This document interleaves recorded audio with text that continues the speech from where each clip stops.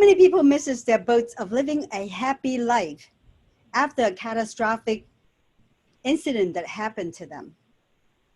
How would you, losing a job, a home, or loved one to COVID-19 cripple you from moving forward? Sadly, it would. If only when you let yourself hanging on to that sinking boat. I'm here to tell you that you can get off that damaged boat, pick up some tools and skills to build a bigger, stronger boat that take you to places. Now, the reason I use the boat metaphor because I came from a boat people background. And if you are too young to know who are boat peoples, let me explain a little bit. It was a massive wave of Vietnam refugees fled the countries to look for freedom out in the sea about 4 decades ago. But my family history go back further than that. We are Chinese descent. When my dad turned 3, his parents also fled China to South Vietnam before World War II, also by boat. So life was extremely hard for my dad since he didn't speak Vietnamese. And despite of all the trauma he inherited, he managed to build a comfortable life raising us. Now, when the communists from the North took over the South Vietnam, Chinese minority was oppressed in a horrific way. The government robbed its own citizens. My family was ransacked and our business was confiscated. Once again, my dad looked to the sea for hope. Now he took matter in his own hands. With a group of people, Dad built a boat in Discreet, and that carried over 500 people to the open sea to search for freedom. So the boat was not only figuratively symbol, but it was literally save our family from a tyranny for several generations. Now at 16, I have witnessed and lived through the destitute condition at the sea, enduring starvation, dehydration, and 4 times pirates. Yes, 4 times. And we live in the sub condition at the refugee camp while waiting for the mercy of any country that might accept us. Now I remember vividly laying there in the plank of wood, motionless, lifeless, listening to the gushing rain outside the straw hut in Indonesia. I didn't know how high my temperature was because we didn't have a thermometer at the refugee camp. All I knew was that I have to get up to finish the sewing for Mrs. Pham so she can have her new blouse to wear to the interview. Malaria and fever did not stop me from giving all I have to help my family sustain their survival. Now, crises often give us strength and push us to do things that we never thought we could do. It was the longest 8 months of uncertainty, not knowing where we're gonna go and what the future is gonna bring to us. But I was persistent in making the most out of that time in the refugee camp. By making a living of sewing, but I learned I prepare as best as I could. And little I know, that experience that I accumulated in those early years taught me the skill to build a relationship, to build the entrepreneurship that I have used throughout my life. Now, my parents taught me that in adversity, you have a choice, either to give up and die, or get up and create the opportunity so you can get to your destiny. Ever since, I continue to get up to look for opportunity to build bigger and stronger boats of my dreams. Now, my COVID situation happened 30 some years ago, when my dad passed away unexpectedly from 2 strokes. Within 45 days, the world collapsed. The sky fell over me. I was frozen. I did not know how to react. But looking back, those are the time that I was growing leaps and bounds. Now, COVID to many people is a curse that brought life to a halt, and it is. But for some, COVID is a gift of time, of opportunity for you and I to jump ship. You can be creative. You can change life around by riding on that unpredictable wave.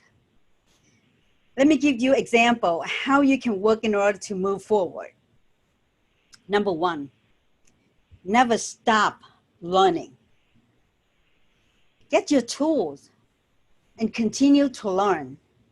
If you have access to internet, you can learn just about anything nowadays with Google and on YouTube. Or if you want to fresh up your resume, go to Coursera.com. It's a free platform that university and companies give out free courses that you can take. Or if you want to learn anything about starting up a business, check out National Entrepreneur Center website. They too have a free online course and people to help you to get your business start up. And number 2, never stop making connection. I know you're isolated, but with the technology given nowadays, you can meet just about anyone worldwide just by sitting in the comfort of your living room. People who have the same mindset will seek out to you, and you can connect and create opportunity that like you never had before. You can join mastermind group, free networking event, online, or visit Toastmaster worldwide, virtually, anywhere. I actually have met so many wonderful, like-minded people in the past few months. And some, we collaborating in new project, we took adventure together, and some even become good friends. Number 3, put what you learn into action. Starting by accumulating with your knowledge and put it into practice. And even it doesn't take you anywhere yet, but it will help you build confidence because practice makes progress. Now, number 4 is write down your goals of what you want to achieve by the year end of 2020. I know that none of us expecting COVID-19 in our original goal, right? We need to revise our goal. We need to have a new vision. And with those new skills that we have, the new people we met, and the new direction in our lives, let's make sure that our boat steer to a well-planned destination. Now for me, I'm proud to say coronavirus gave me a gift of time to finish my memoir, a project that was on my back for the last 10 years, and I just didn't have time to finish it. Now, this memoir is about how I turn adversity to opportunity in every step of the way. Last year, I gave a TEDx story, my story to the TEDx stage, and get such a positive response. So I know this memoir will further inspire people to make proactive choice, not to drown in their own leaking boat. So no matter how dire the situation that might seem, if you get yourself motivated and pick up some skill along the way, put some preparation into action, I am sure you will never, ever miss your boat. Thank you.